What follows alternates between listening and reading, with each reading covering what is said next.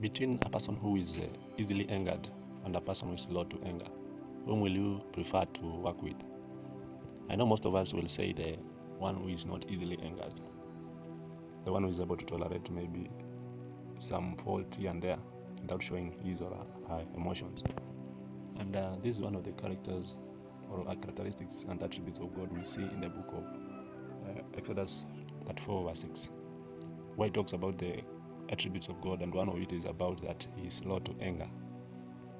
And I want to question you, someone who is slow to anger, you might do some things and he or she tolerates, but it reaches a point when he has made his mind to act, you find that there is no reverse gear, because he will have a lot of evidence against you. And that's why you find that ladies can tolerate a lot of things, they are patient, but once they make their move, you find that it's very hard to change the decision. I know most of you will agree that it's those people who are silent, they are very dangerous than those people who speak out. Maybe when you heard them, they speak out, they show their emotions, they express themselves. And this is the same character that I'm warned, or I feel fearful about God. If he's slow angered, he does not get angry quickly. You find that you can be doing something wrong, but he keeps quiet, or he seems not to act. And that's why even some people in this world, because of the things that are happening, they wonder, is there really any God? Does God really see what is happening around? This is because God is slow to anger.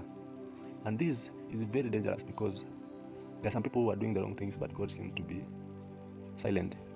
Yeah, and even I am not exempted. Sometimes maybe we do something that is not right, but God does not act. This will make me to think that I'm in the right direction. And even others are using the word that grace. They want to live their life saying there is grace. And this is why it will make people to be surprised in the last day. They will say, did we not prophesy? Did we not do this and that?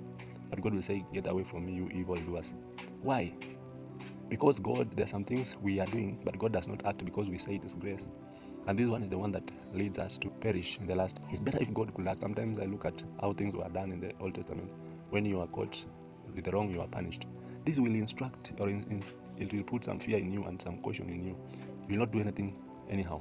But if you do something and just someone is just silent, someone seems not to act, you'll think that you're doing the right thing, and you'll continue to do the bad thing. In the book of Ecclesiastes chapter 8 verse 11, it says that when punishment is delayed, people find it comfortable or okay to sin. Even a child, if he does something and you don't rebuke him or correct him right away, you will think that's the right thing to do. And I think we need to be cautious about this character of God that is slow to anger. Unless we examine ourselves, unless we question ourselves and our motives, and with the help of the Holy Spirit, you find that we can say and claim that we know God, but we don't know God. At the end of it, we are denied. At the end of it, God says,